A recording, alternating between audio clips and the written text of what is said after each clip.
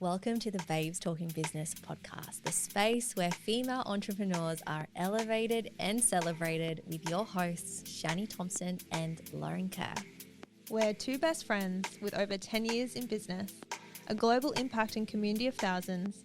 We've talked on stages around the world and have recently navigated the evolution of maiden to mother together. We're here to share the advice, the lessons, and the laughs along the way. And we're inviting you to sit at the table and be in the room with women who are making bold moves, backing themselves, and showing you what's also available for you. Hello, and welcome back to the Babes Talking Business podcast. We are so excited this week because we have our beautiful friend Katrina Stark joining us. And the conversation we want to have this week is actually something that's really close to our heart, both as business women and entrepreneurs, but also mothers. And Katrina's actually a beautiful lady that we've both been inspired by and looked up to in business. We get to work with in the online space, but she's actually been a beautiful mentor in parenthood. And every time Shen and I have got to another age or something with our kids, I know I've personally always turned to Katrina and been like, how did you get through this? Or what worked for you? Or what were the options that you did with childcare? So we were just excited to kind of bring this conversation and open up a conversation for other ambitious women who want to have the chat around childcare and different options, and maybe give you an insight into other women's worlds who are ambitious and are juggling both business and motherhood, and how you can do both and what that might look like for you and your values. Yeah, I cannot count how many conversations we've had, Kat, on kids, childcare, homeschooling, unschooling, all of it. You're definitely someone that I love how you parent and love how you brought your 4 girls up. So I just love that we have you on the podcast for this episode, because I think a lot of people would love to dig into not just yours, but all of our versions of what parenting and childcare looks like. It's so different for all 3 of us. Oh, thank you so much. I feel so honored to be here. And I think this is a topic that I find really intriguing, because there's no right or wrong way to do it. But when you're an ambitious woman, it's definitely something that's at the forefront of your mind. How do you juggle having this family that you dream of without killing your dreams, and being able to have, careers and goals and impact, and be able to do the things that you really just want to do as an independent woman, outside of your family unit.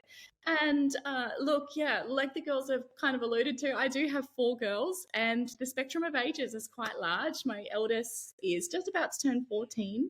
And then my youngest is the same age as Stevie and Rui. So we're all pregnant together. And I feel like that was such a beautiful blessing, because we're still in that trench of having the 2-year-old as well.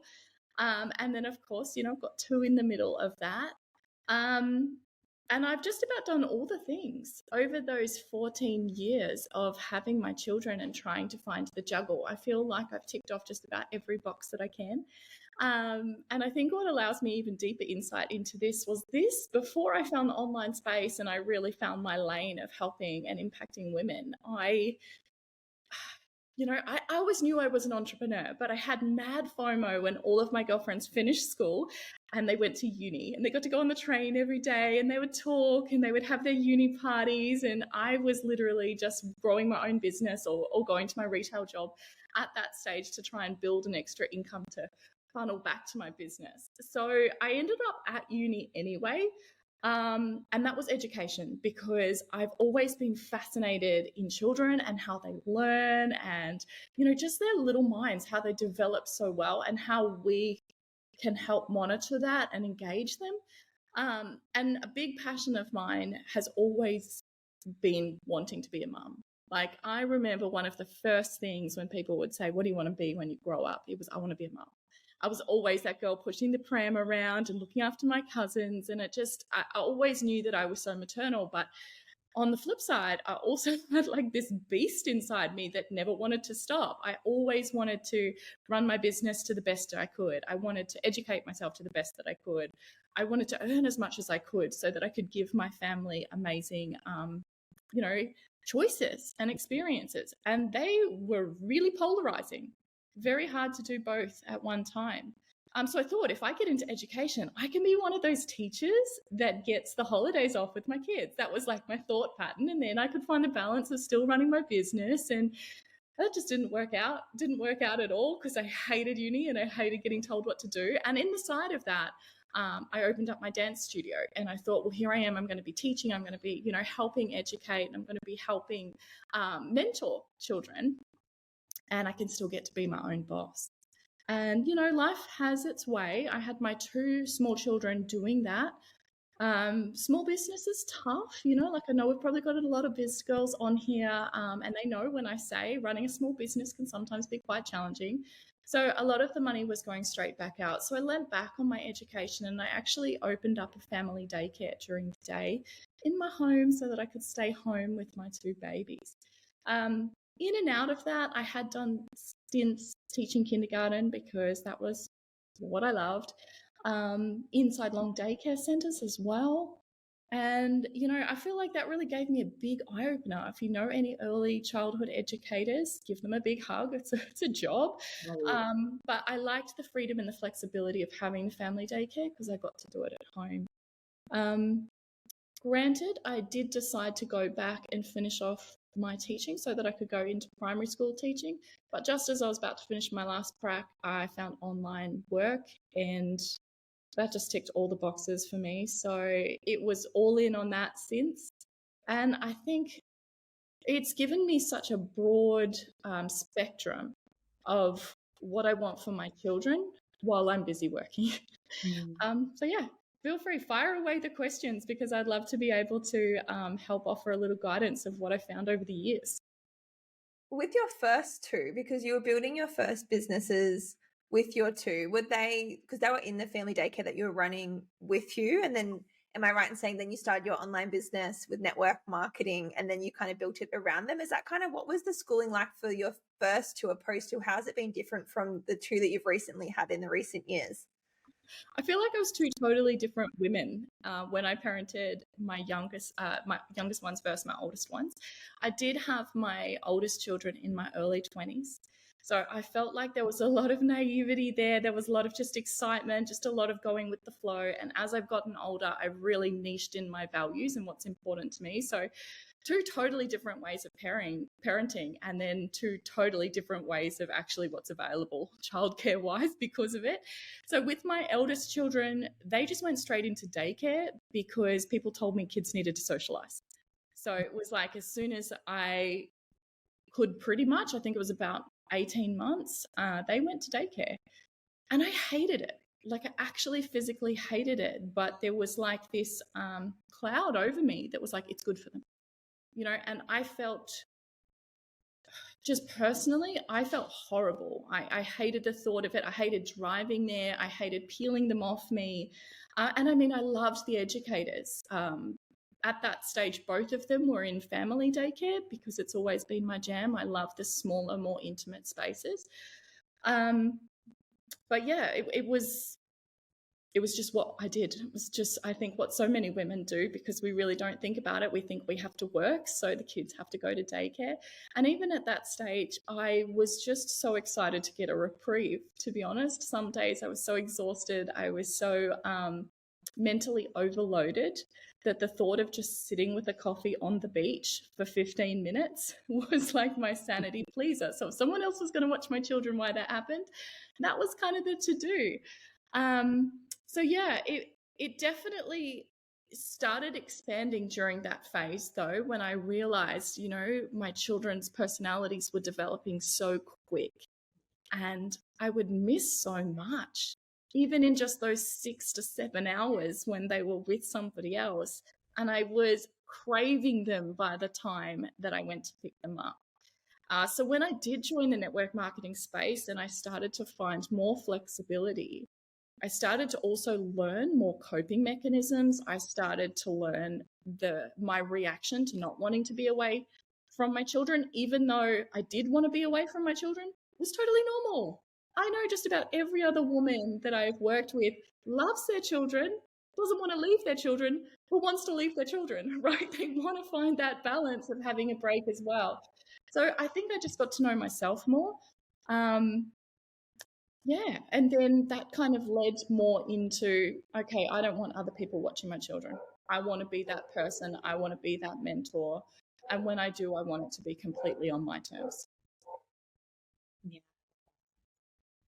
And now with the younger two, what does it look like? Like I mean, we caught up this week with your four girls and I was like, I just love your routine. It's so like flexible. It's so like whatever goes. But maybe share with everyone like how that looks for you now. Yeah, so I'm 9 years into my network marketing career now. So this has been a full-time gig for me for a very long time. So much so that when I talk about my past life, it almost seems like somebody else was living it, because now we obviously have the business that we've built. I got remarried to an amazing man and we went back and had two small children. But when we had that conversation, knowing how much time I lost with my eldest children, they also went into the school, and it wasn't until we started the whole schmozzle that was COVID and we brought them home and started doing distance education and teaching them at home. I was like, this is actually what my mama spirit has wanted the whole time. I want my family unit together. I don't want to drop them off and then panic around in the mornings to get lunchboxes ready and find some sports outfits and think about which day it is and what I need to pack in their library bag and all of those things. I just want to be present with my kids. So when that was a reality, I became addicted to it. So we just never sent our kids to school. We decided to be chronic homeschoolers from then on. And which is actually really great, because our medical choices and our values now, it doesn't leave us with a lot of choices childcare wise. So a lot of the time it's hands-on, it's undercover, it's looking for the alternative. But that makes me really excited, because in the search of that, of finding things outside of the box, finding childcare outside of the norm, and by norm, I mean either the long daycare centres or the family daycare centres. I've just found this world of support. Whether you're looking at like-minded nannies, whether you're looking at co-ops, whether you're looking at, parent swaps with some like-minded mamas. You've also got the smaller little like mini schools that they've got here. Like there's just so many different things.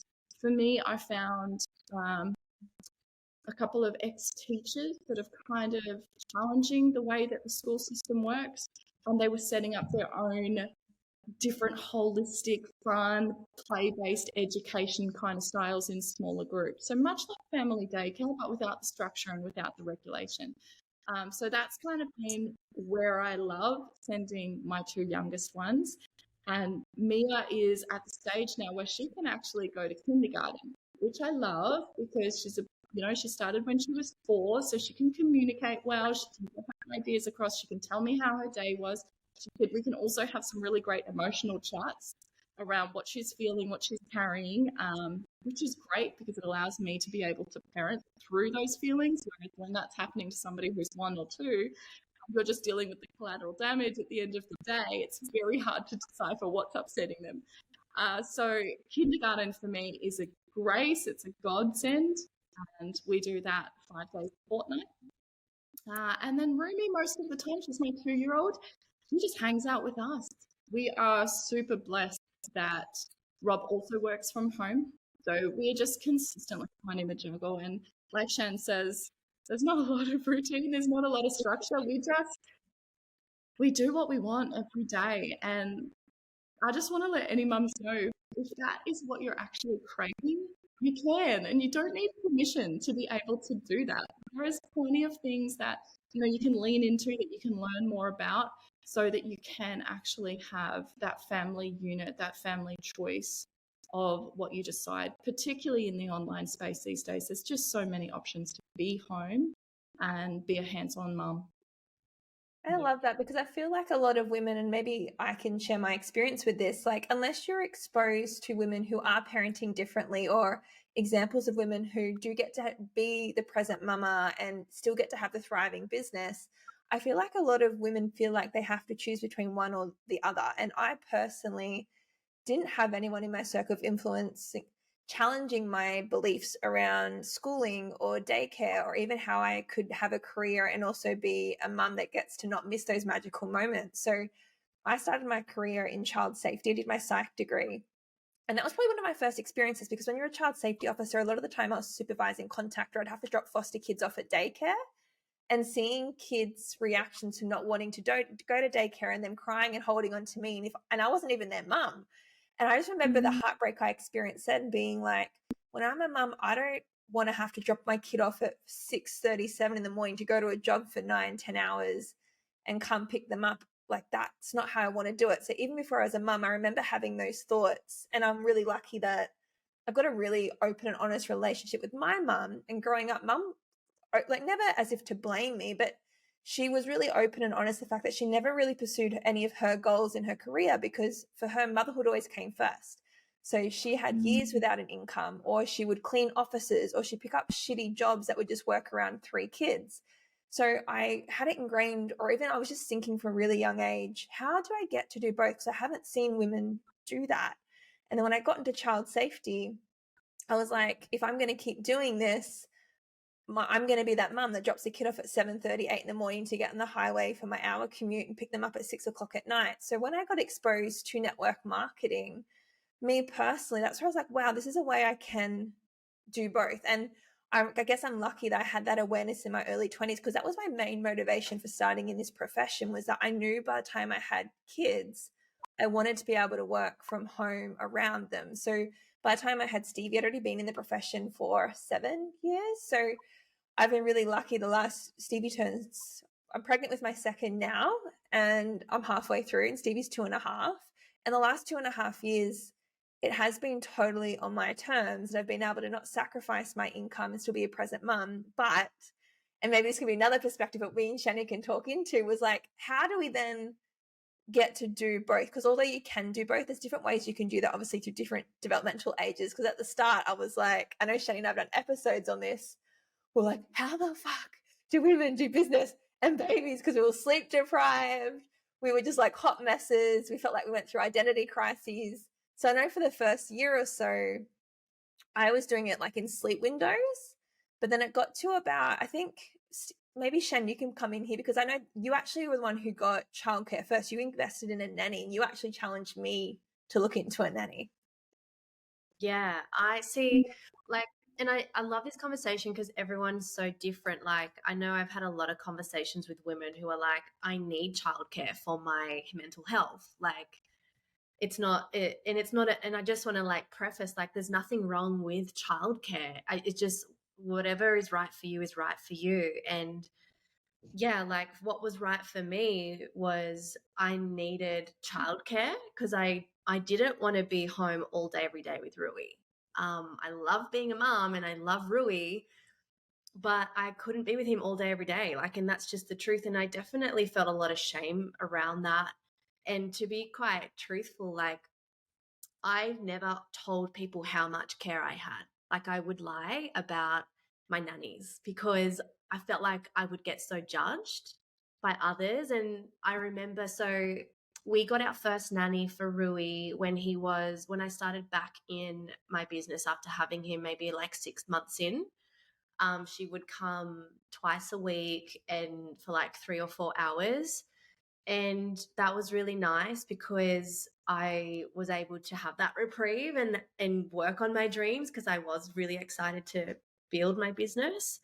And then that kind of escalated a little bit more, and I actually never told anyone, but I had Rui looked after like 4 days a week for 3 hours a day, like 3 or 4 hours. And when people would ask me, like, like, does he go to childcare or what's your childcare? Like, I just wouldn't tell them the truth because I really did hold a lot of shame about it, but not because I was like I feel so bad that I'm having him cared for. In fact, I was like, I'm so happy, like proud of myself for having him cared for, so I can go like to the gym and go and get my hair and nails and skin done and work on my business. I was more so afraid of like what people would think if they knew I had him cared for that much. I don't know, so weird. But now looking back on it, and after having so many conversations with different mums, I'm like, oh my gosh, I was being so silly. I guess being a first-time mum, I was like, I don't know, scared of judgment. But yeah, so it's changed as he's gotten older. But I like, right, what it looks like for me right now is I spend every morning with him. It's funny we're recording this episode now because he's literally just dropped his nap in the last like 5 days, and I'm like, what? No, I'm not ready. So I feel like my whole routine is literally changing as we speak. But last week, if you would have asked me last week, I'd spend every morning with him. And then I was putting him to sleep for a nap at 11, and I'd start work at 11. And then he would always wake up at about 1:30, and that's when my nanny would start, and she would work till like 4:30. So I had him cared for every day for 3 hours. But now that he's not sleeping, it's like I'm losing 2 hours a day of my work schedule, which is weird because I'm like, oh my God, what I used to do in 4 or 5 hours a day, I'm now having to squeeze in 3. This is quite difficult. But to be honest, like another layer on top of that is I've been having conversations with Matt lately. It's like he's 2.5 now, and I'm in a different phase of motherhood where I like want to spend more time with him and I want to work less. And maybe that's coming from like just feeling really stable financially, where I don't actually feel like I have to work. I'm like, I want to have a second baby next year. We'll start trying, or the year after. And what I know is that how I do my second will not be how I did it with Rue. And I was talking to you about this the other day, Kat, right? Because when Rui was born, like it was such a shock to the system. I wasn't maternal like you two. I think I've shared this openly on the podcast before.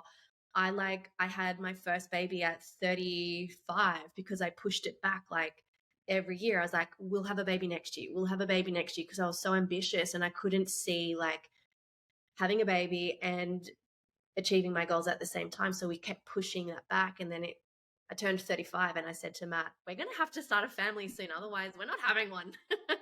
So we had Rue, but like my whole life, I've never been maternal. Like being truthfully honest, like I used to hate kids. Like I used to get so like triggered by them and so annoyed. And I used to hate the sound of kids screaming. Like I was like that person that was like, I don't know if I'll have kids. And then of course you have your own baby and everything changes and you just love kids and you think they're so cute and you throw them a huge first birthday party like you didn't think you'd ever would. But yeah, I don't know. I just how I want to do my second is I don't want to work.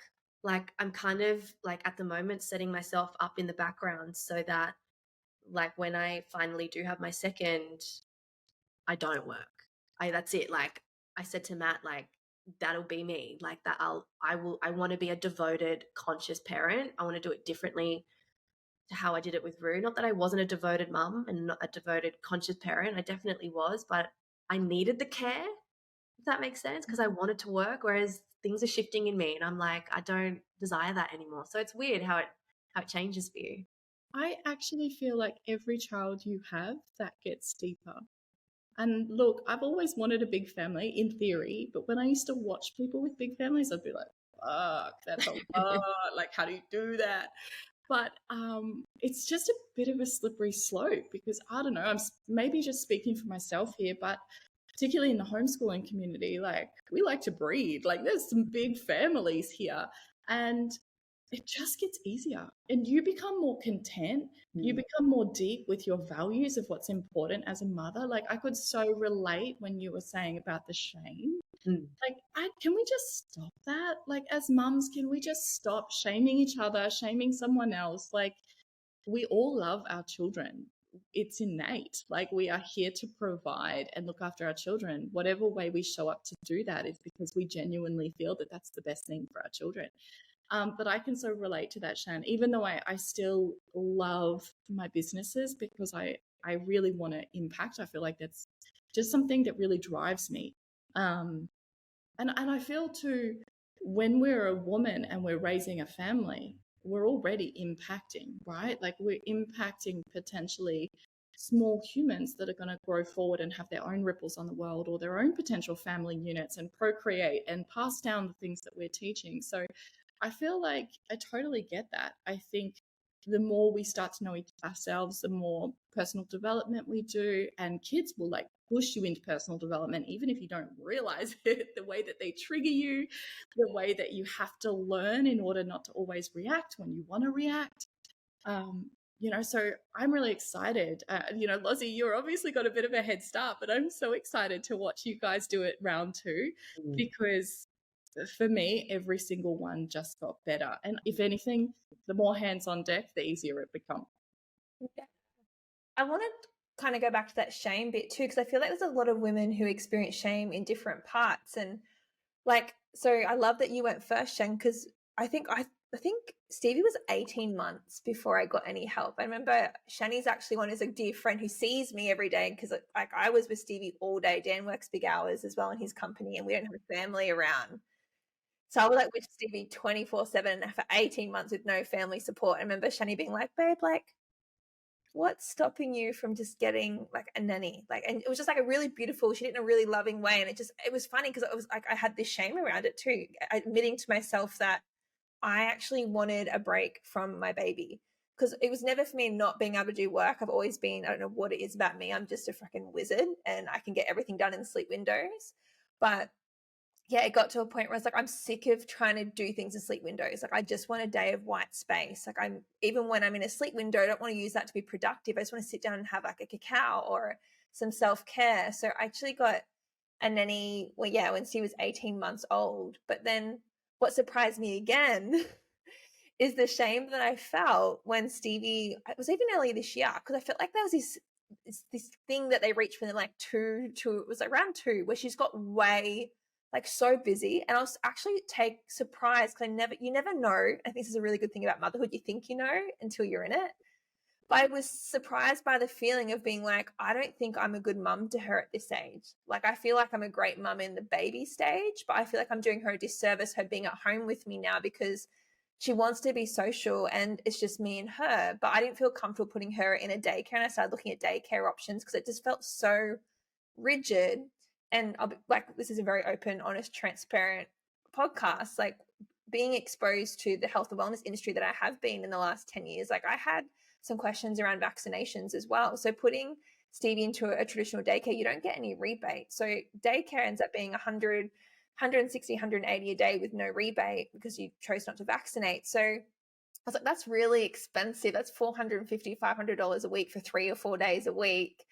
So then I kind of was like, you know what, though, I found one that felt good. And then I fell pregnant with my second and got HG, and I couldn't even drive her to daycare in the mornings because and if you don't go, you still pay for the daycare. So I actually found somewhere that felt good. And then I didn't take her because then I was so sick. But it's all in hindsight. You're always divinely guided, because in that period we found us talking to Katrina about trying to find maybe a family daycare. And one of my girlfriends found a family daycare that's close by that, so a family daycare, maybe Kat, you can talk into this a little bit how they're different, but essentially it's run at home and there's only 7 kids in this childcare a day run at home. And opposed to me paying $150 a day, it was $70 a day. And so Stevie's actually just started at this family daycare once a week. So at the moment it's a Thursday a week. So Thursdays is my business core day, where throughout the week I just get my business done in stall and moments. But in the new year, she'll go 2 days a week, which will be Tuesday and Thursday. So that will be how I run my business in the new year. Will be like, I do my productive stuff on Tuesdays and Thursdays, and the rest of the stuff just gets done in stolen moments. But then also, like Shen said, I think what I want to do differently with my second, although I did it with Stevie, is there will be no pressure in that first year of motherhood. Like with the second, like I'll have 2 days a week when Stevie's at family daycare. But that'll also be the 2 days a week where I'm just having that one-on-one time with my bub. And if I feel called to do work, I'll work. And if I don't, I won't. I think that's a beautiful thing around network marketing, is that actually is no expectations. Everyone is their own boss. So you can do as little or as lot as you like. But I thought that's kind of where I'm at with the balance. But maybe Cax, I know I've asked you heaps of times throughout the years, like, do you have any family daycares? And like, what's the options with this? Like, what are the difference between a traditional daycare and a family daycare? I love this question. I love it because I remember when I was, first researching about daycare, and it just seemed so overwhelming. And this was somebody who already had an idea of how it all run because I was studying the industry. But then you add on the subsidies, you add on like the days, the hours, the prerequisites of what you have to tick off and what you have to bring. Like, it was just mind consuming. So to break it down a little bit, LDC is what we call long daycare centres, and that's basically when you typically think of daycare. It's you take them to a centre that, you know, it's got a big sign-in gate, you book in, you've got 4 or 5 rooms of all different ages. It smells a little bit like vomit and poo mixed together, plus some bleach, and it's just got that feeling about it. But, you know, it's just decked out. The resources and everything there are enviable because that is their main focus, is to provide education. And look, I don't even want to say education because I don't, physically, I'm just going to speak from my values. I don't think kids need education. I think they need love. I think they need nurturing. You know, being a homeschool mom, my mind has been blown by how much my children learn not in the classroom. So I'm going to dispel the myth that we need to educate our tiny baby, cute little infants. That doesn't need to happen, right? They just need to be looked after and they need to be held safely. And long daycare centres do that. I mean, I definitely have had my share of working with people that I was like, what are you doing in this industry? Like, you're giving us all a bad name, like, out. But for, you know, 95% of it, these are women that get paid very little, but they're here because they just love children. And I love, Shan, how you were saying before, how you're not a child person, because I was even saying to one of my mentors the other day, if everything went to shit and I had to rebuild, I would be so deeply excited to go back to family daycare. Like, I loved it. I loved making the Play-Doh. I loved getting all the cookie cutters. I loved making the paint. I loved watching their little facial expressions. And I just think we're a different breed, and I'm okay with that. But feel safe if you're going to use any form of education. You're going to get those people. They'll look after your babies. And one of the biggest things that I can say with an LDC is they're generally like the longer, like if you have long shifts or you're commuting or you're doing shift work, an LDC is great because they start at 6 a.m. in the morning and they finish at 6 p.m.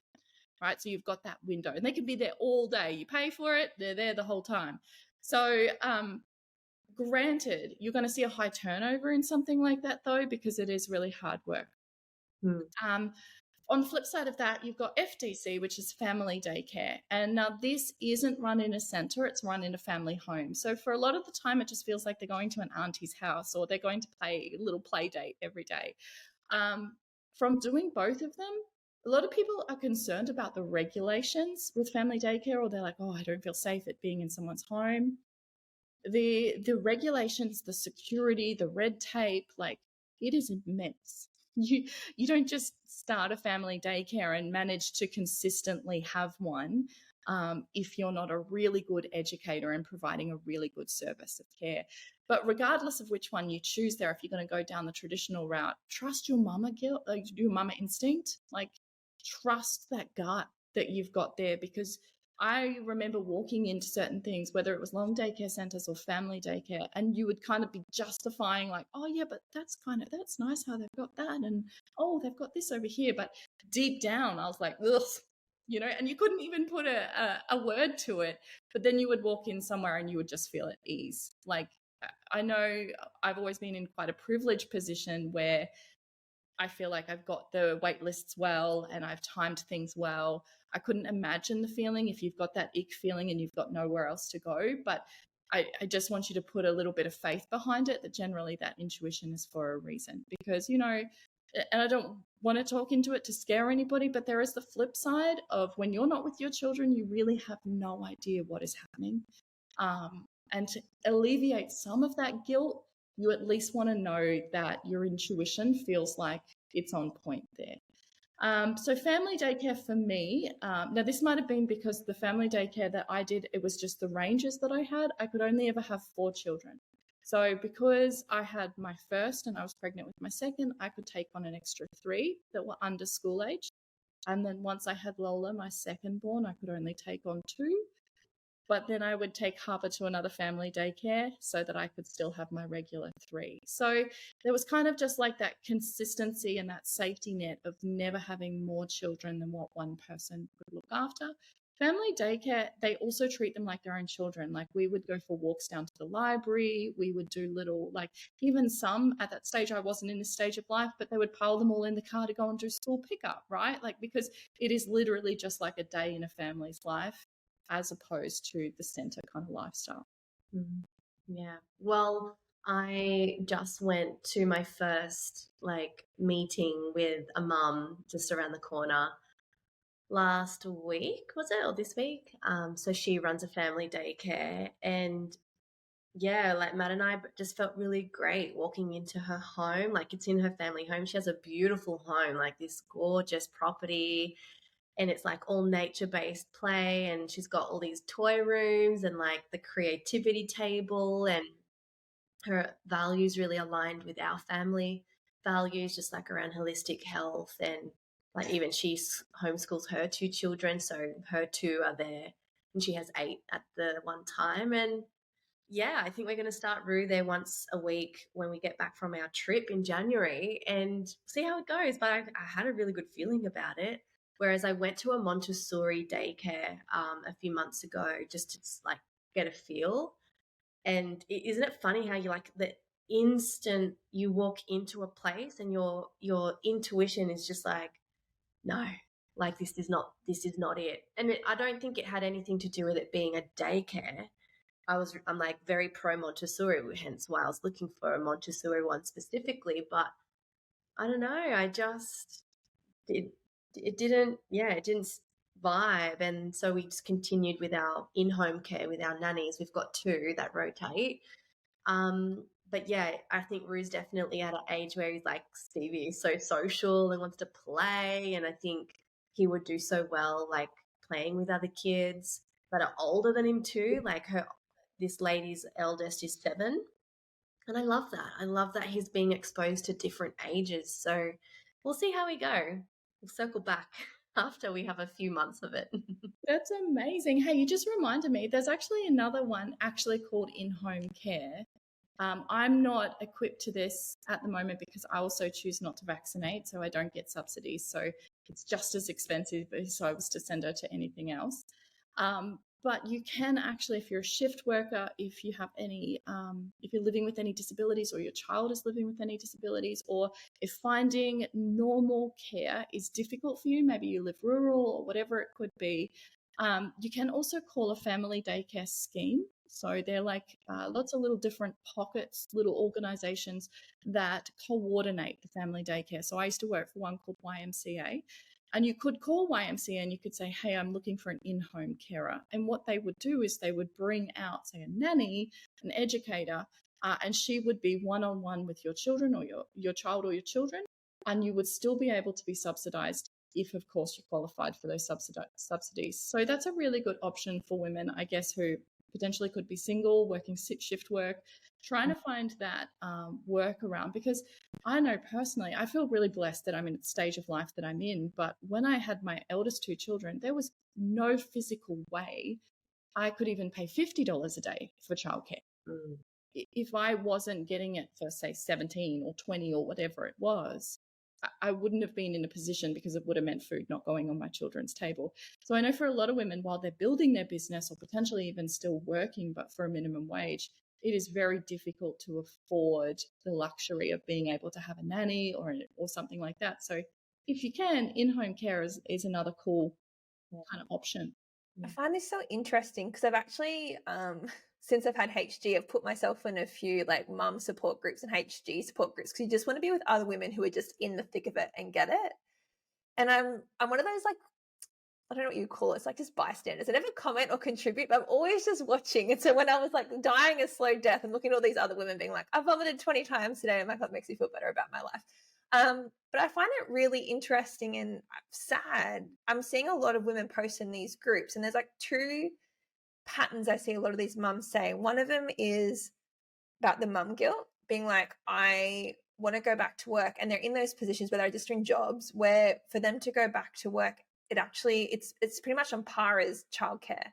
So they're not going back for money, they're actually going back for their mental health, and they're feeling this mum guilt around it. I'm like, but like, I just want to shine a light on that and have that here too. Who cares if it's not for money? Sometimes we do need that to go find ourselves and our purpose. Like, some women find themselves in motherhood and some women lose themselves in motherhood. Yeah. So that's one thing. But then I find it really ironic because in the same breath, I see so many women comment in these groups saying, hey, mums, what are some work options? What are some things you can do from home, and no MLM, please? And I'm like, okay, and then I look at all the comments, and pretty much every second, like every woman is saying, hey, you might be able to find some jobs where you work remote, but most companies have really strict contracts where you can't have kids at the home with you. So like, I'm just really curious whether these women who have this drive and hunger to want to build business and they do want to be at home with their kids, like, stop writing MLM off. Like, you listen to three women today who've just shared with you exactly how they've been able to do parenthood, and all of us have created seven figures in network marketing. Like, we've created massive income and impact here and not sacrificing our values or how we want to parent. So just, I wanted to have that conversation because I know some women are going back to work for passion and purpose, and some women need to go back for pure income. And I think a lot of women I'm seeing who are needing the income are totally writing off this profession because they don't understand what it can be or how you can do it. Yeah, I'm so glad you brought this up, actually, because I think, like, what I didn't mention before is I think where some of the shame or guilt, not the guilt, it was never guilt, it was shame around like not wanting to share how much care I had, came from knowing that I'm really fucking privileged. Like, I'm not going to hide the fact that I am incredibly privileged. I can afford a nanny 5 days a week if I want to, all day, every day. I don't, because I don't want her here that much, but I could if I wanted to. And I really do grasp like that there are women out there who don't have that opportunity. But the only reason I have that privilege is because of network marketing. Because I built my network marketing business for 9 years, or 7 years before I had a baby. And I set myself up financially. I set up my foundations. I set up my safety fund. I set up my investment portfolio. I would have never been able to do that as a nurse. I reckon if I was still a nurse, I would have been back at work within the year with Rue because I needed the money. So it's, yeah, I agree. Like, so many people write MLM off. I see those posts all the time, like, no MLM, please. And I'm like, or I'll see the posts where people are like, MLM are just like, they're predators on mums. It's like, excuse me. No. We're lifelines. We Yes. are lifelines to mums. That I've was even, also, I've even noticed this year, just on this topic, because this year I intentionally, not intentionally, this year's been a year of just like rest and reflection and motherhood. Like, compared to the 9 years prior, I haven't worked this much this year. And it's funny because I actually miss it. Like, there's a part of me that actually lost myself not working. So it's weird because there was a year previous where I'm like, I just want to enjoy motherhood more and just not put so much pressure on work, because same thing financially, we're good. But then I got to a point where I'm like, actually, I need it to feel fulfilled. It's not like I'm getting my worthiness from my work ethic or my output. I actually need it to feel fulfilled. And then I look at these women who are at home in the thickness of motherhood with no community around them, and they're writing off MLM. I'm like, you don't know what it could be for you. Like, it is that community, it is that sisterhood, it's the mentorship, it's the purpose, it's the laughs. It's like, I would hate to think what or motherhood would look like for me without network marketing. Like, it's just wild. Yeah, well, that was my experience. And I think that's why I'm so loud and proud and why impact holds such a strong theme in my life, because I know there's so many women who are in that same situation where I was with my two eldest children, who are struggling week to week, who are writing off anything that's out of the box, that are literally sitting there in so much fear and so much doubt when they don't have to be. And, I'm a huge believer in divine timing, but it also really gets under my skin when I see posts like that, because that at the early days was enough to turn me off it. It was actually why I said no for 18 months, because it was the embarrassment of being like, oh gosh, they got me, oh, but the reality of it was my life wasn't getting better. I was missing time with my children. I was missing milestones. I was so busy with other people's children that I wasn't aware of what was happening in my own. Like, it's just, there is such a better way out there now, and it's not for everybody. I will flat out say that. But don't write yourself off before you give it a good crack, because absolutely anybody can do it. You just have to be consistent enough. And I was so surprised because typically I'm quite antisocial. I don't love big energy. I don't love being around a lot of people all the time. So when I watched my girlfriend do network marketing and she was that big personality, it was very easy to say, of course you got successful, right? Of course you're doing well. You talk to anybody, you can put your life out there on Facebook. For me, that was like all of my worst fears. I couldn't even afford to do ballet lessons back then. Like, you know, network marketing has given me so much, not just a beautiful income, but it's given my children so much confidence and so much opportunity. So yeah, that's why we're always going to be big advocates. That's why we always share it on this podcast too, because it has changed our life, and people look at the lives that we live and like, we're an open book. We wouldn't have what we have, or the lifestyle and the experiences and the memories or the options or the choices without the profession. So if you are a woman in business, or you're an ambitious woman wanting to do business and also looking at your childcare options, hopefully this is a bit of a recap on things that have worked for each of us in different seasons. One thing I want to say before I get to something that Shannon and I did do is we shared a nanny too. So when the kids got a little bit more social, look at shared nannies. So obviously all of us have worked in sleep windows, we've done nannies, we've done shared nannies, we've done family daycares. Katrina's doing homeschooling, which I'm sure is going to be the next thing that Shannon and I are going to have to look into as our next season. But yeah, just find what works for you. And just like we've said, so there's no shame in any of it. Some women thrive in motherhood and some women really find themselves in it, and some other women lose themselves in it without some kind of career or vocation or business or income. So hopefully this opens your eyes to different options as well. Yeah. Thanks for joining us, Kat. It was such a good conversation. I hope you're feeling inspired after that conversation and it's empowered you to make some amazing changes and choices in your life. Don't forget, let us know if you love this episode by giving us a 5-star review. It really helps to know that we're on the right track with serving you guys. And it also really supports our channel as well. If you head over to the link in our bio on Instagram, you'll get access to all of our goodies, including our signature 8-week container, Her Renaissance. And don't forget, head over to the show notes. Make sure you check out any of the links, the books, or the references that we mentioned in this episode. And before we go, we just want to say thank you so much for being here, for being committed to your best self, and for showing up for you today. You are amazing. If you think that there is someone in your life that could really benefit from this episode, while you're feeling super inspired, please hit that share button, or you can share it on your Instagram. Make sure you tag us. We really want to empower others with our message and our purpose. So by you sharing, it just really helps us elevate that mission and message out to the world, and really helps us to inspire more people. So head over to www.babestalkingbusiness.com. Check out all of our other podcast episodes, and we are sending you so much love. See you soon.